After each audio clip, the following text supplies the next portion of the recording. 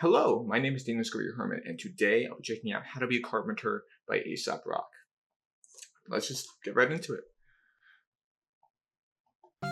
So, you want to be a carpenter, do you? Well, it takes more than a hammer, boy. You're going to need blueprints and a will to build it. Straighten your cap, you look like you've been through a war. Wipe that grin off your muck. You got a sturdy frame, sluggish. Wait, isn't this supposed to be a lyric video?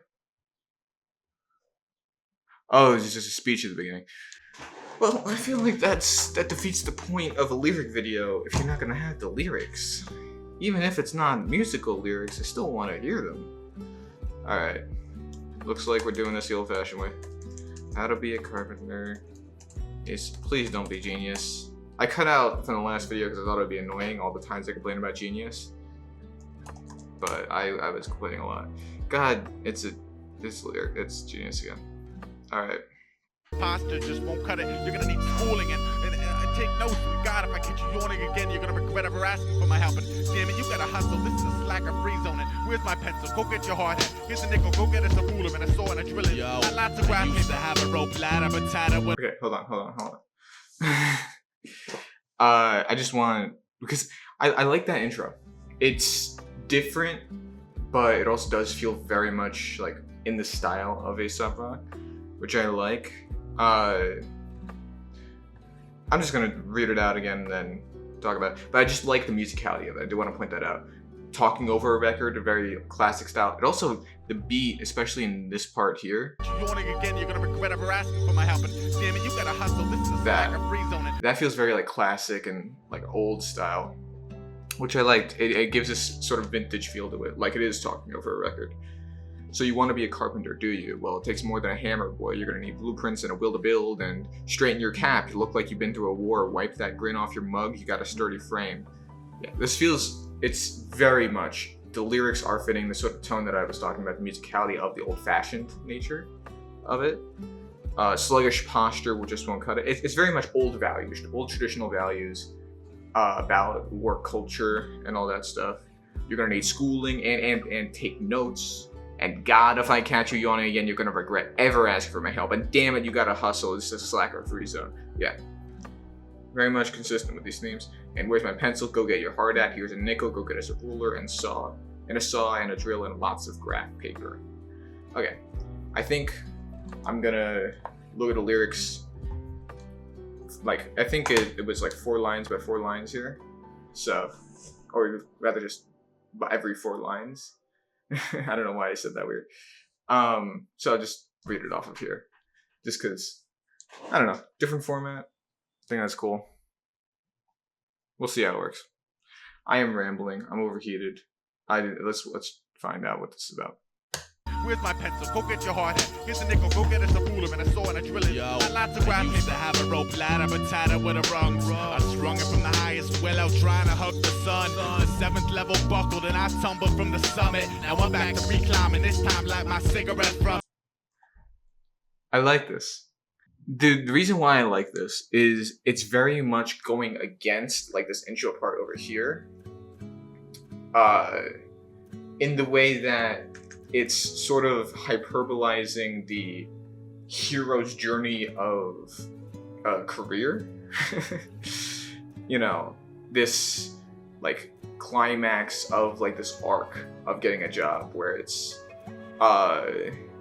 you know, oh, you gotta pull yourself up by your bootstraps. This is like making this a basis in reality, and by doing so, hyperbolizing it, which I found interesting.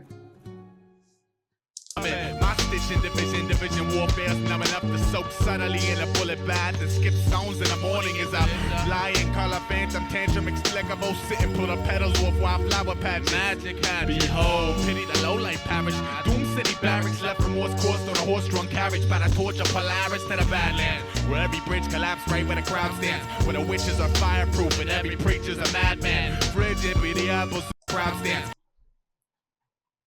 It's mandatory that I have to say the Christian perspective, as you know, someone who isn't Christian, funnily enough. I don't know why. I think it's just classical literature and what I learned from that. But just where the witches are fireproof and every preacher's a madman, the inversion of the, you know, sort of like Salem, like heresy and all that. But what's interesting about that is the whole point of burning a witch is witches are supposed to be fire. I think this is how it works. Witches are supposed to be fireproof. And if you burn someone and she dies, she's not a witch. But if you burn someone and she lives, she's a witch. Which is a very faulty system, because you will either be letting a guilty person live or an innocent person die, and that's your test. So, but the idea of the witches being a reality, but at the same time every preacher is a madman, very much in the Crucible sort of way of like, John Proctor and all that. I just like that sort of, because it's an inversion, but at the same time it's a combination of the fantasy of what witches were believed to be and the reality of what the Salem witch trials were, as just madness. When the witches are fireproof and every preacher's a madman. Frigid be the apple seed demeanor towards the bay. With a lamb shark parliament swims when they pause to polish they fins. The better brains will creep the village through the city square to the light, heavy and middleweight integrate. Sticks and stones in my pillowcase. My poems like simulator picks barnacles off the tugboat belly. Left my spirit home in a shoebox in case I die. Got a rugged smoke ring halo flowing inches off the swamp. Had that fades when the deviltry contacts a sparkle in my eye. Now step back from the reservoir and let the settlers drink. Salvage your priorities and iron out all kinks. My house ain't made of bricks of straw, but never has it crumbled. Cause I stitch the brain's rigidity with symmetry. Come visit me, it's fast. I like this. It's very much the structure, the skeletal makeup of this song is very much like going off of these traditional values and sort of finding a basis in reality for them. Sort of this part here, I believe. But yeah, sort of working through hardship. This part specifically, working through hardship. And then over here with my house ain't made of bricks or straw, but never has it crumbled. Sort of setting up this life. The idea of setting up this foundation, because, the symbolism of building a house, the makeup of the house that he mentions in this third line here. The idea of the foundational nature of careers, I think is interesting. That is brought up here. That the way I'm phrasing it isn't fully fleshed out, but I think as we get through the song, it will continue to improve, and at least I think what's being set up in the song is good. It's just the words that I have aren't good to represent that. I'm just not talking smart because I'm overheated, but there's not going to be a time anytime soon really where I'm not going to be overheated. So might as well. Here's how it's done. I'm only gonna show you once, so pay close attention. Hear me now or hear me never. Glue your little eyes to the diagram. See the plywood, the nails, the glue. Your work area is your domain and you must treat it well. Keep it clean or it'll swallow you whole. Where's the T-square? Hand me the pliers now. Damn it, oh, this will never do. You have to want the castle. Head up, shoulders back, be the materials. Know your limits, only to break your limits. Are you listening? God damn it, boy, pay attention. A little bit more. Again, I want to look at the lyrics of that actual talking part, just because I think that so far those are my favorite parts of the song, just because it is very directly about the theme, but it's also very characterized in this caricature of the person talking, and I think that's cool. Now here's how it's done. I'm only going to show you once, so pay close attention. Hear me now or hear me never. Glue your little eyes to the diagram. See the plywood, the nails, the glue. You work every inch your domain and you must treat it well. Keep it clean or it'll swallow you whole. Where's the T-square? Hand me the pliers. Now damn it, oh this will never do. You have to want the castle. Head up, shoulders back. Be the materials, know your limits, only to break your limits. Are you listening? God damn it, boy, pay attention. So it's a direct continuation of this first part at the beginning. Where he's giving this sort of instruction to this boy, how to be a carpenter. And I really like it because you can draw a lot of metaphorical, like, you know, meaning from, you know, oh, look at this, like, we're building this larger thing. But I also think that it's interesting to look at this as well as the concept of work and the concept of these traditional values placed on work and how that affects, I guess, the younger generation here. I think that's more interesting to look at instead of treating the work as a parable for something else here. More juice this time. Again. Yeah, a little bit more elbow grease this time. Again. Concentrate a little more focus this time. And I feel like this part is backing up. Yeah, but damn, I'm only trying to help. Right again. You're not doing it right. You know, y'all watch. Right again. Stop soaking. I'm the example for real. Why? Right again. I'm about to make it easy for you, y'all. Just watch. You can keep screaming, yeah, but damn, I'm only trying to help. Sting in the hunt dispatch to pack a wild dog silhouettes, all soaking by the skyline, focused with a bonus hunger pain. My sincere addiction and balance stem from a vintage grimace slapped to the muck of ancestral branch camped on a vessel.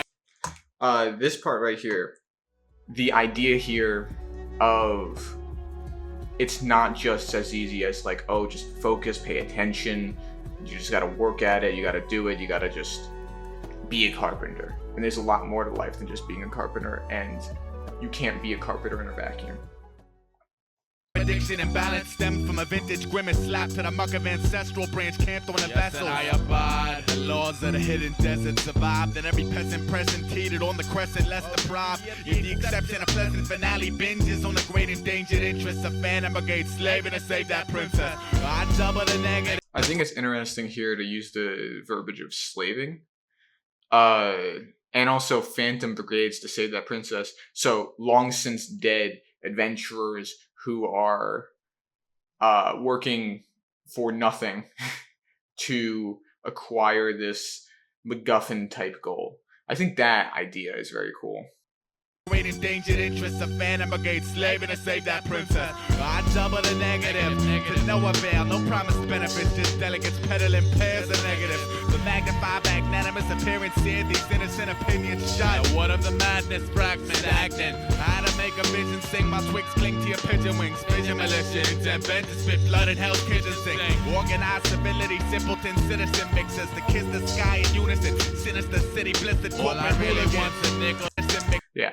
I think that a lot of this was subtle so far, and then Sinister City Blister Corporate Hooligans really set it in stone for me. This idea of this anti-corporate, anti-traditional work value idea that he's presenting here. I also really like the line, I think I might have evidently smiled at it, but indent bent to spit blood in Hell's Kitchen Sink, or Hell's Kitchen Sink. I just really like the wordplay with that. Says to kiss the sky in unison. Sinister city blistered. All I really want's a nickel to feed my little pig. 3 to 5 big dicks, 3 cheers to the product. Consumer populist speed, but never dreamed of the process. With a slanted advantage point, so to make shit criminals, they rape the hostage. Dreamer with a plain pain. Yeah, but it seeps through the cracks. It drips from the ceiling. It smells the rich scent of my tracks. All I ever really wanted was a jungle. Before we continue, just the way the emphasis on dream away the plain pain and then immediately going against it. I really like how he set that up, because Dream Away the Plain Pain is the first half of this song. That's this idea of like, oh, just work at it, you'll do it. You know, it might be unrealistic, but at the same time, we're having this like monologue here where I'm saying like, you gotta do this, you gotta be a carpenter, you gotta work at it, you gotta try more. And then he says this in a mocking voice and then immediately denies it and says, well, it's still gonna drip through the cracks, it's still gonna come through, and you're not going to escape it. I really like that sort of setup, because it's sort of like a counterclaim to the first part of the song, but he hasn't countered it yet. Jungle I got. See, it ain't the vision, it's the plot that makes me stop. Again. I don't want to. And now the voices try it again, and then he's denying it. He's negating the pressure to try it again, which I think is a very interesting inversion of what we set up here, because what this is effectively doing is denying the merit of these traditional work values and saying, no, this isn't how it should work, this isn't mentally well for me, I'm not gonna work at it this way. which I think is a very interesting thing to set up here. Just try it again. I don't want to. Try it again. I don't want to. Try it again. I don't want to. Try it one more time.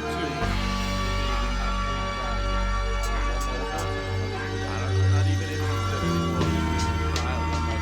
I really like the beat here. I think it's really cool.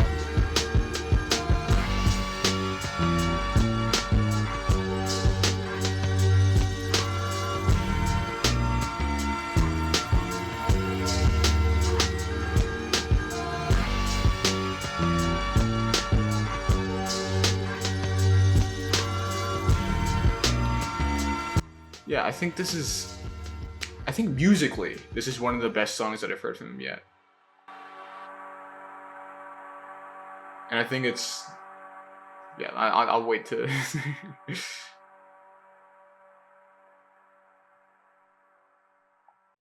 Okay. Yeah, I think musically this is great. All right, comments didn't really have much else to say beyond what I've already presented. The top comment here was interesting. Because I don't know if this is related to the story that they brought up in the first part of this, but realizing greatness in everyday movement and habit, one of the most pivotal musical experiences of my life. I don't know if this song is necessarily about that, at least in my interpretation of it.